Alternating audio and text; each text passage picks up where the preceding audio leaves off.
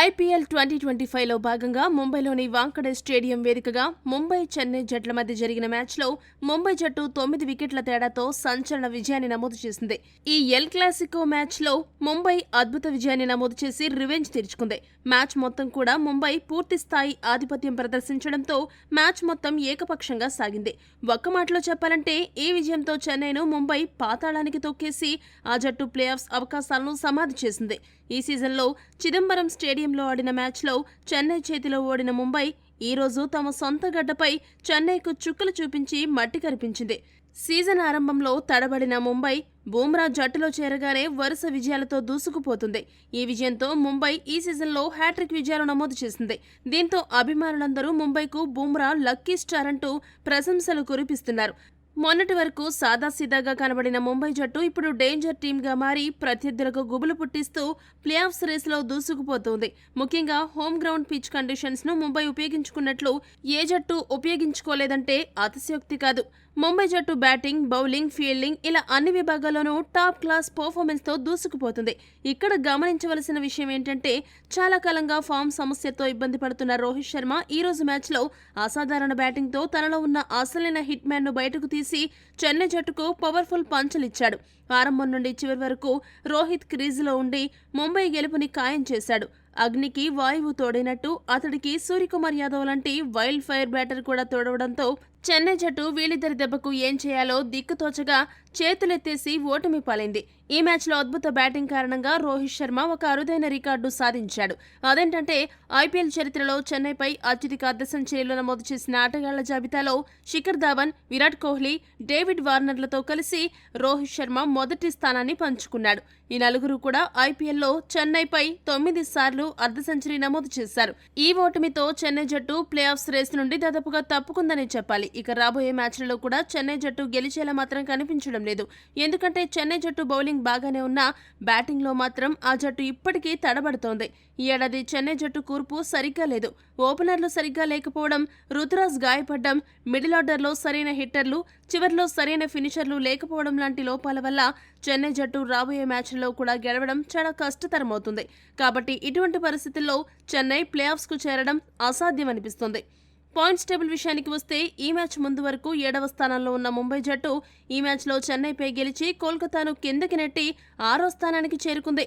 అదే సమయంలో 10వ స్థానంలో ఉన్న చెన్నై జట్టు ఈ మ్యాచ్లో ఓడిపోయి తన 10వ స్థానాన్ని మరింత సుస్థిరం చేసుకుంది. టాస్ గెలిచిన ముంబై జట్టు మొదట బౌలింగ్ చేయాలని నిర్ణయించుకుంది. బ్యాటింగ్కు దిగిన చెన్నై జట్టుకు ఆరంభంలోనే ఎదురు దెబ్బలు తగిలాయి. తన అరంగేట్ర మ్యాచ్లో అదరగొట్టిన ఓపెనర్ షైక్ రషీద్ ఈ మ్యాచ్లో 19 పరుగులు మాత్రమే చేసి అవుట్ అవ్వగా మరో ఓపెనర్ రాచిన్ రవీంద్ర 5 పరుగులు మాత్రమే చేసి వెనుదిరిగాడు. ఓపెనర్లు నిరాశపరిచిన ఈ మ్యాచ్లోనే అరంగేట్రం చేసిన వన్ డౌన్ బ్యాటర్ ఆయుష్ మాత్రే 15 బంతుల్లో 213 స్ట్రైక్ రేట్తో 32 పరుగులు చేసి అదరగొట్టాడు.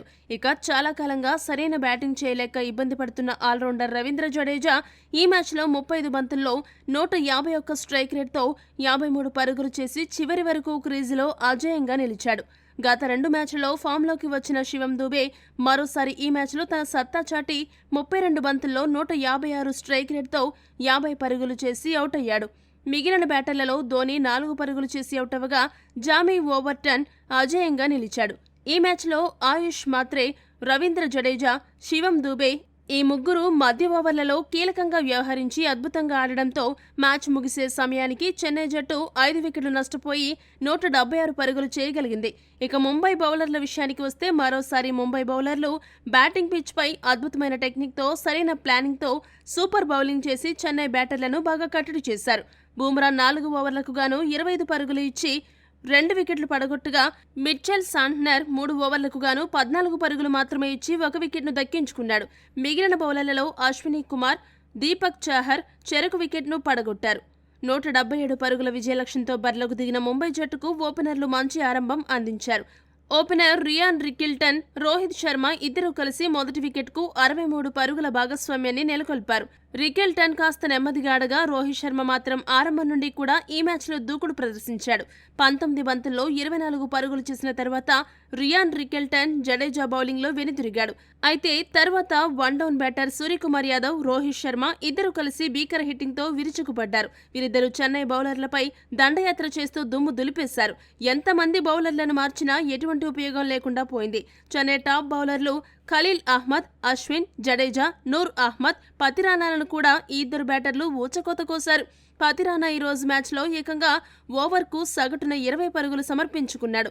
దీన్ని బట్టి ముంబై బ్యాటర్లు ఏ రేంజ్లో విరుచుకుపడ్డారో అర్థం చేసుకోవచ్చు. ఈ మ్యాచ్లో రోహిత్ శర్మ, సూర్యకుమార్ యాదవ్ ఇద్దరూ కలిసి రెండో వికెట్కు ఏకంగా 114 పరుగుల అజేయ భాగస్వామ్యాన్ని నెలకొల్పారు. రోహిత్ శర్మ ఈ మ్యాచ్లో 45 బంతుల్లో 169 స్ట్రైక్ రేట్తో 76 పరుగులు చేయగా, సూర్యకుమార్ యాదవ్ 30 బంతుల్లో 227 స్ట్రైక్ రేట్తో 68 పరుగులు చేశాడు. దీంతో ఈ మ్యాచ్లో చెన్నై జట్టు మరో 26 బంతులు మిగిలి ఉండగానే 9 వికెట్ల తేడాతో మ్యాచ్ను గెలిచింది. చెన్నై బౌలర్లలో జడేజా మినహా మిగతా ఏ బౌలర్ కూడా ఒక్క వికెట్ కూడా దక్కించుకోలేకపోయాడు. అలా ఈ మ్యాచ్లో చెన్నైపై ముంబై అద్భుత విజయాన్ని నమోదు చేసింది. ఈ వీడియో కనుక మీకు నచ్చినట్టయితే లైక్, షేర్, కామెంట్ చేయండి. మరిన్ని స్పోర్ట్స్ అప్డేట్స్ కోసం మా ఛానల్ను సబ్స్క్రైబ్ చేసుకోండి.